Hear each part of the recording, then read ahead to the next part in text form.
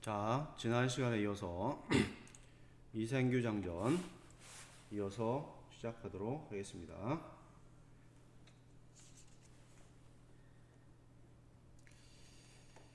자, 잠시만요.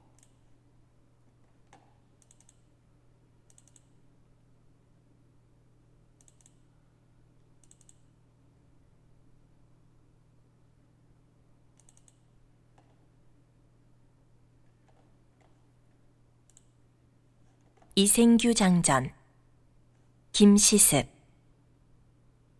앞부분의 줄거리 난자질하였다. 이생은 달아나 겨우 목숨을 건졌지만 최 씨는 도적에게 사로잡힘을 보전하다가 얼마 후 도적이 차라리 죽어 승냥이와 이리의 뱃속에 들어갈지언정 어찌 개돼지 같은 놈의 짝이 되겠느냐. 도적은 노하여 최 씨를 죽이고 난자질하였다. 이생은 거친 들판에 숨어서 겨우 목숨을 보전하다가 얼마 후 도적이 물러갔다는 소식을 듣고 부모님이 사시던 옛집을 찾아갔다. 그러나 집은 이미 전쟁통에 불타버린 후였다. 그래서 이번에는 최 씨의 집으로 가보았더니 행랑채만 덩그러니 남아 황량한 가운데 쥐들이 찍찍대고 새들이 지저귀고 있었다. 이생은 자, 너무 슬프네요. 최 씨를 죽이고 난자질을 했습니다. 갈기갈기 막 이렇게 칼로 막 찌르고 그런 것 같아요.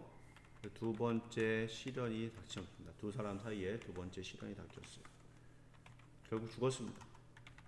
홍건적에 의해서 최 씨가 죽었습니다. 비참하게 죽었죠. 드라마나 영화나 소설에서 남주나 여주 죽으면 끝나는데 벌써 조금 이상하잖아요, 그죠? 근데 여기서 이야기는 끝나지 않습니다. 자, 이게 외적놈들이 쳐들어와가지고 참 난리가 난 거죠. 여기 보니까 도적이 물러났는데 집에 가보니까 다 불타버리고 쥐들이 찍찍거리고 새들이 지저귀고 있었어요. 황폐해졌죠. 난리로 인해서 황폐해진 삶의 터전을 우리가 엿볼 수가 있습니다.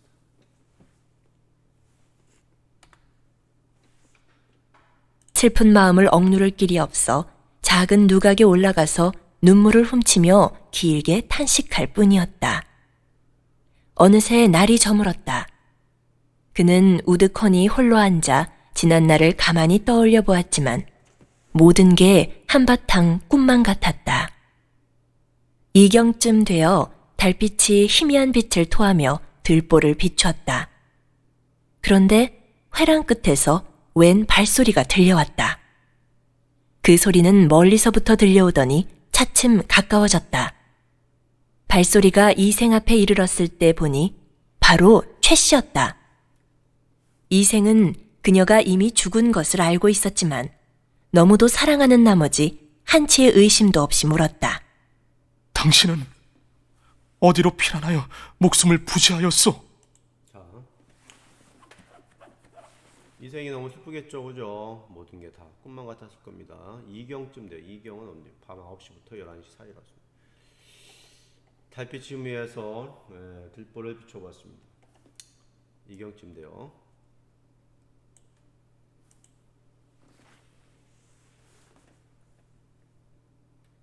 밤이 돼야지 약간 귀신이 나타날 거 아닙니까? 그죠? 최 씨의 환신. 귀신이죠, 귀신. 귀신인데, 다시 죽었는데, 그 똑같은 몸을 하고 귀신이 온 겁니다. 나타날 만한 그런 시간, 상황. 밤이 돼서 달빛이 희미한 빛을 토하며 들보를 비추었을 때 발소리가 들렸습니다. 발소리가 이생 앞에 이르렀을 때 보니 바로 최 씨였습니다. 현실에서 일어날 수 있습니까? 이런 일이, 그죠?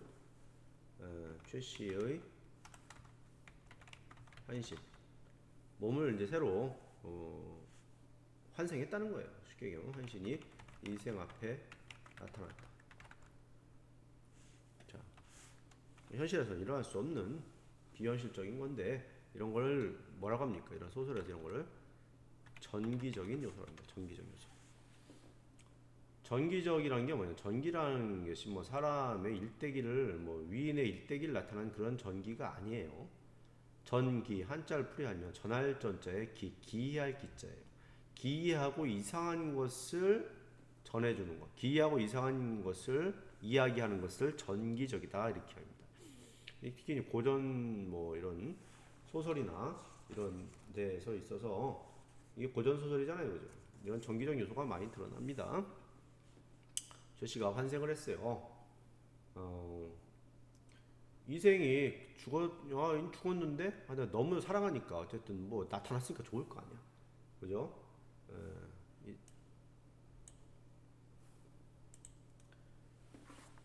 이생도 뭐 제정신이 아닐 수도 있다고 생각할 수 있겠지만은 이 소설에서는 그런 건 아니고 너무 사랑했다는 얘기죠.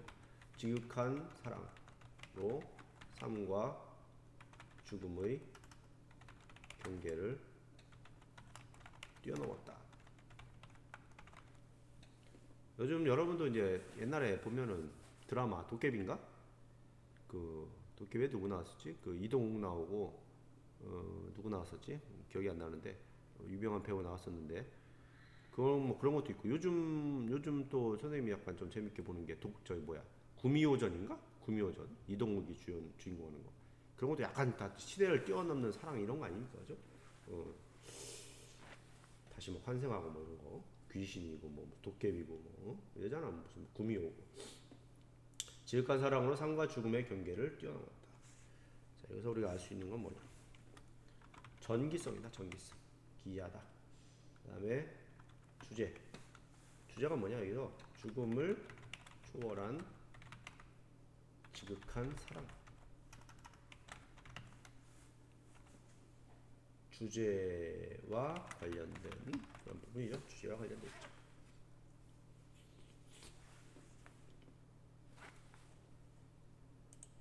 최 씨는 이생의 손을 잡고 한바탕 통곡하더니 그간의 사정을 이야기하기 시작했다. 저는 본디 양가의 딸로서 어려서부터 어버이의 가르침을 받들어 수노키와 바느질에 힘쓰고 시서와 인의의 방도를 배울 뿐이었습니다. 오로지 규문의 법도만 알았을 뿐 어찌 집 밖의 일을 헤아릴 수 있었겠습니까? 그런데 당신께서 붉은 살구꽃이 핀 담장안을 한번 엿보신 후 제가 스스로 푸른 바다의 구슬을 바쳤지요. 꽃 앞에서 한번 웃고는 평생의 은혜를 맺었고 휘장 안에서 다시 만났을 때에는 은정이 100년을 넘칠 것 같았지요. 말이 여기에 이르고 보니 슬프고 부끄러워 견딜 수가 없군요. 장차 평생을 함께하려고 하였는데 뜻밖의 횡액을 만나 구덩이에 뒹굴게 될 줄 어찌 생각이나 했겠습니까? 그러나 저는 끝까지 짐승 같은 놈에게 몸을 내맡기지 않고 스스로 진흙탕에서 육신이 찢기는 길을 택하였지요. 그건 천성이 저절로 그렇게 한 것이지 인정으로야 차마 견딜 수 있는 일이 아니었답니다. 자, 어렸을 때 양반집 태어나가지고 그냥 바느질을 하고 했는데 여기서 보니까 이제 당신께서 담장을 엿본 이후에 푸른 구슬을 바쳤다, 뭐 평생 은혜를 맺었고 은정이 100년을 넘었다, 이런 거는 다 뭐냐면은 지금까지 자신과 이생이 인연을 맺어온 그런 과정을 회상을 하고 있습니다. 그렇게 이야기를 하면서 그렇게 해서 이제 평생 함께 살려고 했는데 뜻밖의 횡액을 만났다. 뜻밖의 횡액이라는 건 뭡니까? 불행인데 그게 뭐예요? 홍건적이 아니죠. 홍건적 아니고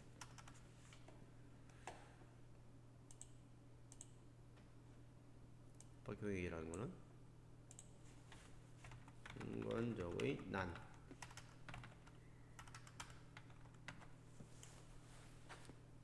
하지만 짐승 같은 놈, 그 도적에게 몸을 매맡기지 않고 스스로 진흙탕에서 육신이 씻기는 일을 했다. 스스로 당해서 육신이 찢기는 길을 택하였다. 도적에게 죽임을 당해서 비극적으로 생을 마감했다는 뜻이에요.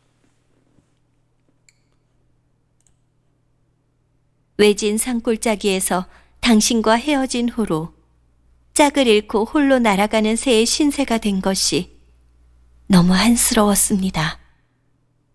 집도 없어지고 부모님도 돌아가셨으니 고단한 혼백조차 의지할 곳이 없었지만 저리는 귀중하고 목숨은 가벼우니 쇠잔한 몸뚱이일 망정 치욕을 면한 것만으로도 다행이라 생각했지요. 하지만 누가 마디마디 끊어져 재처럼 식어버린 제 마음을 불쌍히 여겨주겠습니까?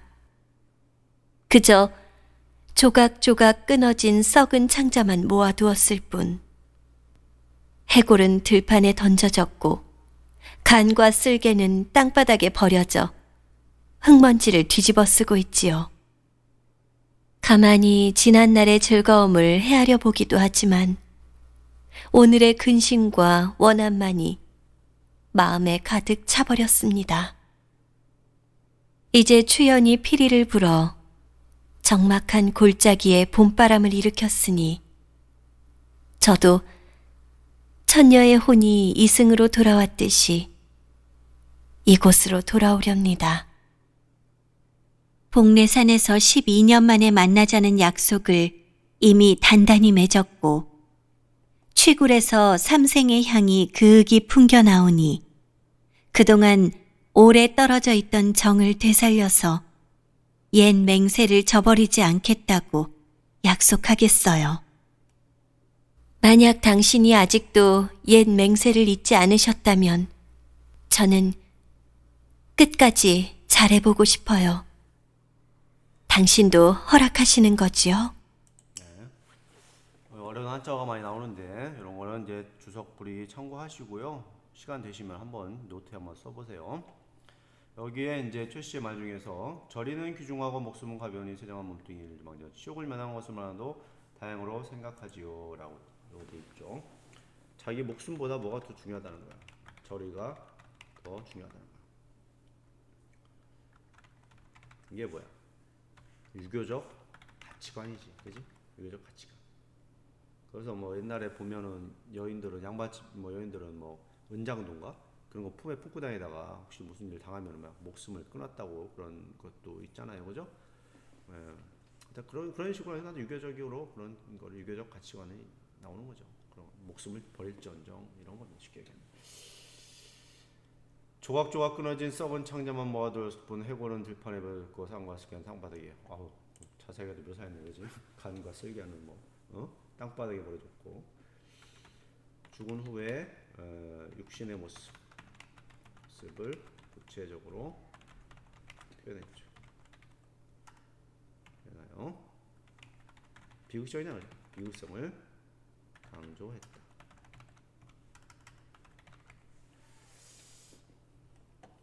그래서 쭉 이제 최 씨가 이야기를 하는 겁니다. 뭐 이제 내가 어쨌든 간에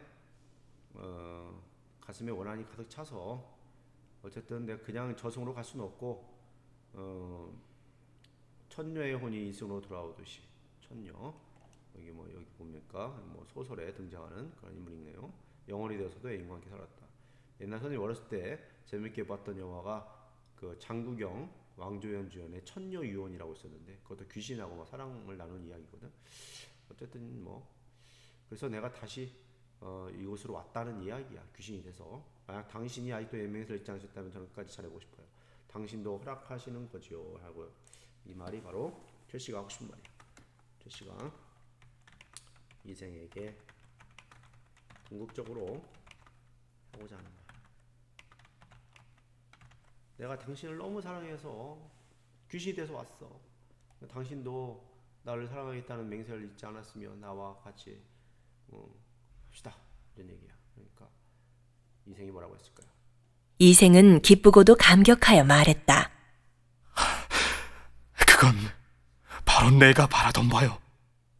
두 사람은 다정하게 마주 앉아 그간의 회포를 풀었다. 그러다가 재산을 얼마나 도적에게 약탈당했는가에 대해 묻자 최 씨가 말하였다. 조금도 잃지 않았어요. 아무산, 아무 골짜기에 묻어두었답니다. 이생이 또 물었다. 양가 부모님의 유해는 어디에 있어? 최 씨가 대답하였다. 아무 곳에 그냥 버려져 있는 상태랍니다. 두 사람은 그간의 정회를 다 나눈 후 나란히 잠자리에 들었다. 지극한 즐거움이 예전과 같았다. 자, 재산은 어떻게 했냐? 아, 다 숨겨놨어요. 산에다가 묻어놨어요. 최 씨의 성격을 엿볼 수 있다. 최 씨의 성격이 어떠냐? 용의주도하다. 그리고 현명하다. 이 드러난다. 부모님의 유해. 유해라는 거는, 유해라는 뜻은 유골이야, 유골. 뼈. 유골. 다음 날 최 씨와 이생은 함께 재물이 묻혀 있다는 곳을 찾아갔다. 과연 금, 은 여러 덩이와 얼마간의 재물을 얻을 수 있었다. 그들은 양가 부모님의 유골을 수습한 후 금과 재물을 팔아 각각 오관산 기슭에 합장하였다. 묘소에 나무를 심고 제사를 드려 예를 극진히 갖추었다. 그 뒤 이생은 벼슬을 구하지 않고 최 씨와 함께 살았다. 목숨을 구하고자 달아났던 종들도 다시 스스로 돌아왔다. 이생은 이때부터 인간사에 게을러져서 비록 친척이나 손님들의 기륭사에 할애하고 조문해야 할 일이 있더라도 문을 걸어 잠그고 밖으로 나가지 않았다. 그는 항상 최 씨와 더불어 시를 지어 주고받으며 금실 좋게 행복한 시간을 보냈다. 그렇게 몇 년이 흘러갔다. 자, 이 부분 있죠. 여기 메모한 부분. 여기서 알 수 있는 건 뭡니까? 부모의 유골을 수습했다. 또 제사를 지냈다. 효를 했다. 유교적 가치관을 여기서 엿볼 수가 있겠죠. 그 다음에 여기 문을 걸어 잠그고 밖으로 나가지 않았다. 뭐 조문도 안 하고 기름사에도 참여하지 않고 문을 걸어. 너무 막 같이 이생 최씨하고 있는 게 좋은 거지, 그지? 인간사에 게을러졌죠.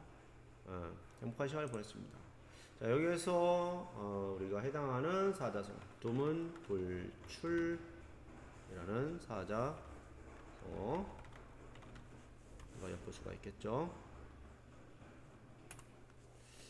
이 두문불출이라고 하는 거는 옛날 고려 시대 때 그런 하나의 그 해당하는 고사인데, 고려 때의 그러한 그 옛날 고려가 망하고 조선이 세워질 때 고려의 끝까지 충성하기 위해서 그 유생들이 두문동인가 거기에서 모여 살면서 밖으로 나가지 않았다라는 그런 데서 유래한 거예요. 두문불출이라는 밖에 나가지 않고 집안에만 있고 이렇게 했을 때는 우리가 두문불출한다 이렇게 하죠. 어느 날 저녁 최 씨가 이생에게 말했다. 3번이나 좋은 시절을 만났지만 세상 일은 뜻대로 되지 않고 어그러지기만 하네요. 즐거움이 다하기도 전에 갑자기 슬픈 이별이 닥쳐오니 말이에요. 그러고는 마침내 오열하기 시작하였다. 이생은 깜짝 놀라서 물었다. 무슨 일로 그러시오? 최 씨가 대답하였다. 저승길의 운수는 피할 수가 없답니다. 하느님께서 저와 당신의 연분이 아직 끝나지 않았고, 또 저희가 아무런 죄악도 저지르지 않았음을 아시고 이 몸을 환생시켜 당신과 지내며 잠시 시름을 잊게 해주신 것이었어요. 그러나 인간 세상에 오랫동안 머물면서 산 사람을 미혹시킬 수는 없답니다. 최 씨는 시녀를 시켜 일단 볼게요. 여기 어느 날 저녁이라고 되어 있죠. 어느 날 저녁. 어느 날 저녁. 어느 날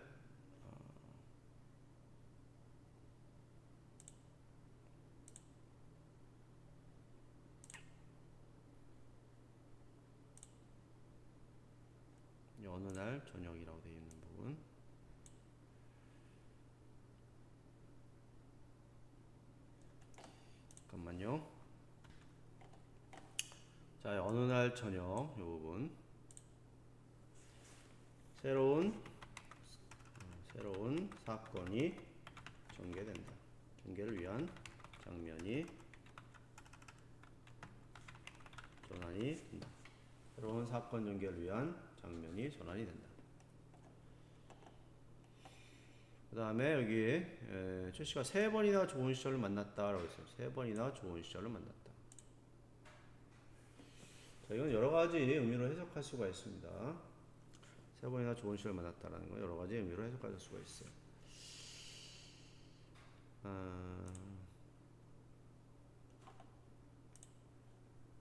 첫 번째, 두 사람이 부모 몰래 인연을 맺어 보낸 시간들을 3번이나 좋은 시절이라고 그걸 그렇게 해석할 수도 있고요. 두 번째, 혼인하여 보낸 시간들이라고도 볼 수도 있고요. 세 번째, 이생과 최 씨의 환신이 다시 만나 보낸 시간이라고도 해석할 수 있어요. 어떤 3번이나 좋은 시절이 다양하게 해석할 수 있겠죠. 어쨌든 이게 세상이 뜻대로 되지 않는다.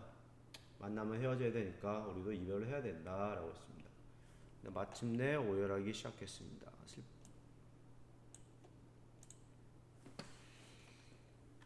새로운 사건이 또 생길 것이라는 것을 암시를 하고 있습니다. 최 씨가 말하기를 저승길의 운수는 피할 수가 없다. 그렇습니다. 저승길의 운수는 피할 수가 없습니다. 저승으로 돌아가야 된다는 게 저승으로 돌아가야 된다. 이거는 우리가 갈등이 내적 갈등, 외적 갈등이 있는데 외적 갈등에도 여러 가지가 있어. 뭐 개인과 개인의 갈등, 뭐 인물과 인물의 갈등, 또 인물과 자연의 갈등, 뭐 인물과 무슨 사회의 갈등, 뭐 인물과 운명의 갈등. 여기서 뭐 해야 되냐? 인물과 운명의 갈등이죠. 운명이야. 왜냐? 내 귀신이니까 인간 세상에 영원히 있을 수는 없다. 다시 저승으로 가야 된다니까. 내가 보면 인간 세상이 어떻게 오게 됐냐? 하느님께서 우리를 불쌍하게 생각하셔서 나를 환생을 시켜서 당신과 있게 해준 거예요 라고 이야기했습니다. 이제는 우리가 헤어져야 할 시간, 그죠? 자, 이 부분에서 알 수 있는 건 뭡니까? 전기성. 아까 전기성 이야기했죠? 기이하죠? 드러난다. 그죠? 자, 요 소설에서는 하느님이 우리를 맺어주시기, 나를 환생시켜서 하느님이 우리를 다시 연결시켜 주신 거야 라고 하면서 이생과 최 씨의 환신의 만남의 필연성을 부여했다. 우리가 이렇게 해서 만나게 됐어. 우연히 그런 게 아니라 필연적인 거야 라고 이야기한 거죠. 하지만 나는 귀신이기 때문에 당신을 미혹시킬 수 없어요. 인간 세상에 있을 수는 없어요 라고 이야기. 술을 올리게 하고는 옥루춘에 맞추어 노래를 부르면서 이생에게 술을 권하였다. 창과 방패가 눈에 가득한 싸움터. 옥이 부서지고 꽃도 흩날리고 원앙도 짝을 읽네. 여기저기 흩어진 해골을 그 누가 묻어주랴. 피에 젖어 떠도는 영혼, 하소연할 곳 없어라. 부산 선녀가 고당에 한번 내려온 후 깨졌던 거울이 거듭 갈라지니 마음만 쓰려라. 이제 한 번 이별하면 둘 사이 아득하니 하늘과 인간 사이에 소식마저 막히리라. 자, 시라고 하는 건 이제 비유와 상징이잖아요, 그죠? 첫 행에서 뭘 이야기하느냐? 홍건적의 난을 이렇게 이야기한 거예요. 옥이 부서지고 꽃도 흩날리고 원앙도 짝을 잃었다.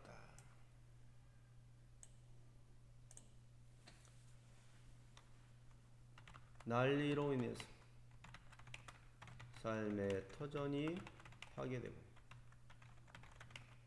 자신은 죽음을 얻었다. 비유한 거죠. 그죠?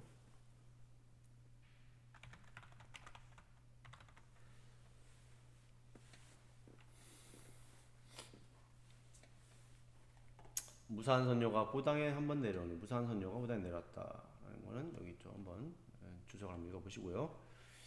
내려온 후 깨졌던 거울이 거듭 갈라졌다.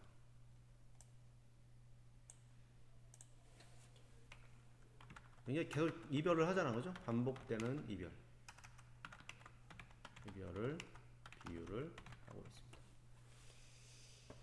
이제 이별하면은 더 이상 못 만나겠죠. 하늘과 인간 사이에 소식마저 막히리라.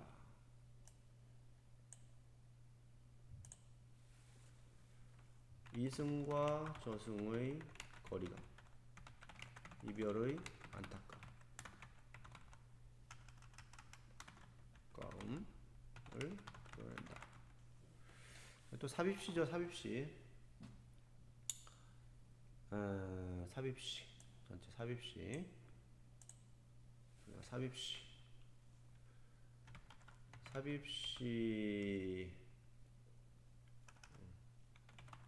삽입시의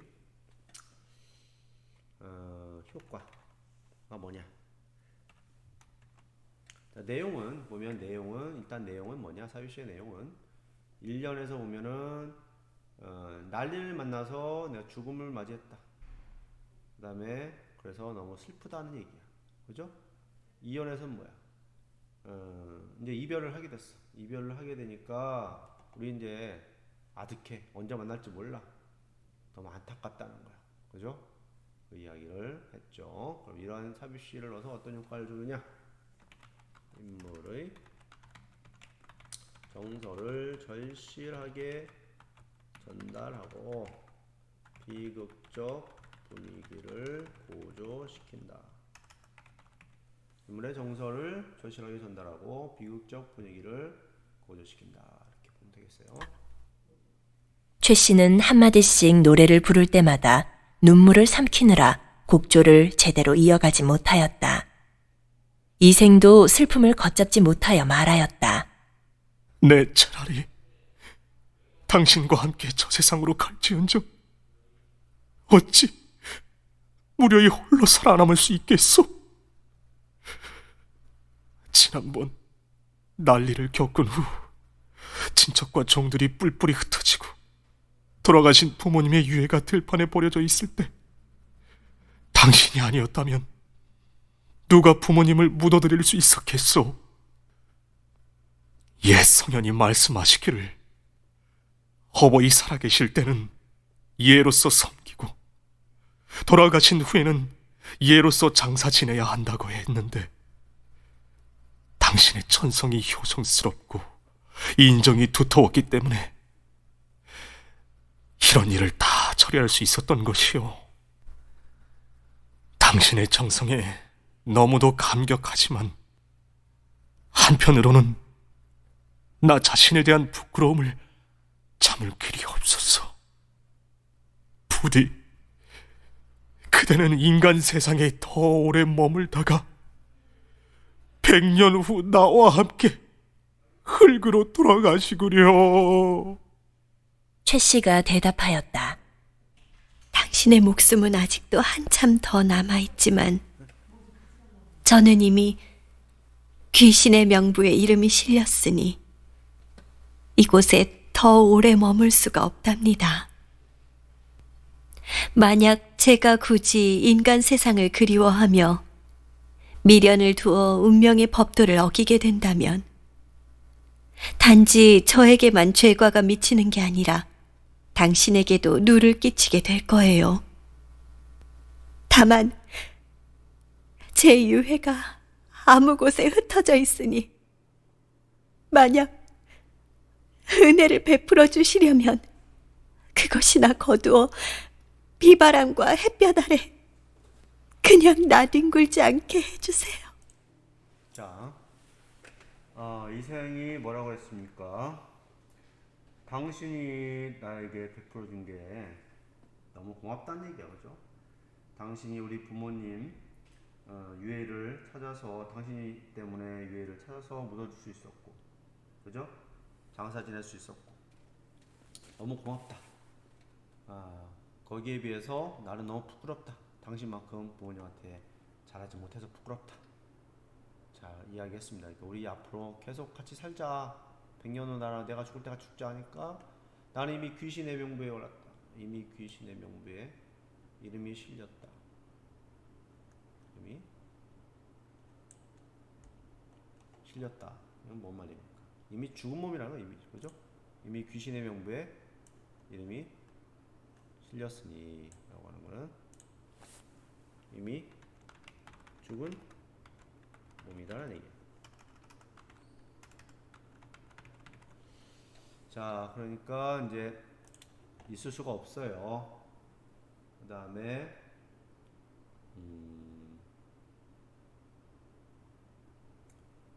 다음에 뭐야, 운명의 법도를 어기면은 당신에게도 누를 끼치게 될 거예요 라고 했습니다. 여기서부터 여기까지, 여기서부터 여기까지. 그러니까 나 혼자만 그런 게 아니라 내가 여기 계속 있으면 당신한테도 해가 가요. 운명을 거스르게 되는 거니까, 그죠? 최 씨가 이생에게 이별을 구한 이유가 되겠죠.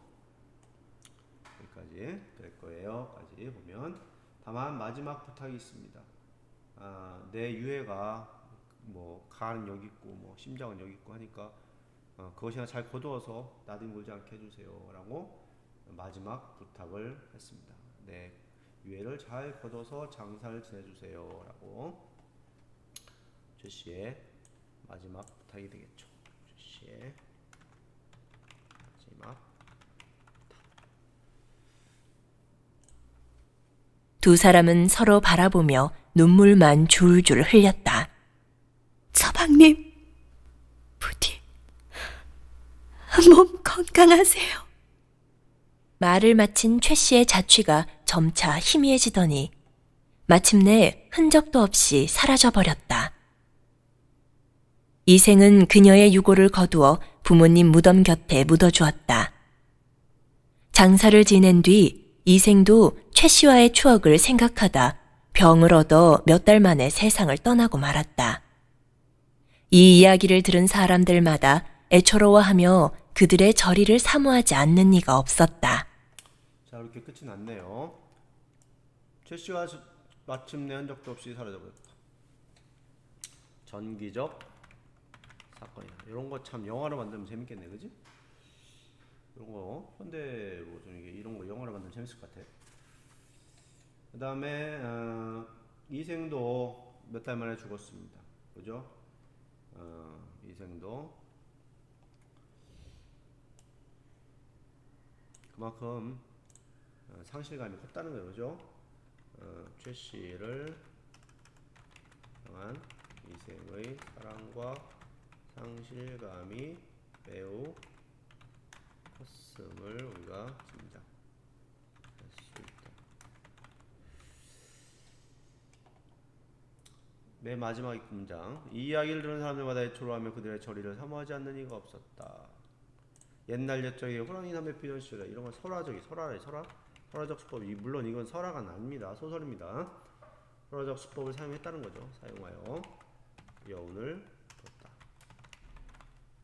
이렇게 볼 수가 있겠네요. 그러니까 이 작품은 이제 고전 소설이고, 아까 얘기 김시습의 이게 금오신화에 실려 있는 거예요. 이자가 한글로 옮겼지만 한문 소설입니다. 한문 소설. 이거 한문으로 원래 적혀 있는 거예요. 이게 한글로 옮긴 거예요. 고전 소설이고 한문 소설이에요. 예, 끝에는 해피 엔딩입니까? 새드 엔딩입니까? 새드 엔딩이죠. 새드 엔딩이에요. 물론 중간에 즐거운 부분이 있지만은 마지막에는 새드 엔딩으로 끝났어요. 결국 헤어졌기 때문에.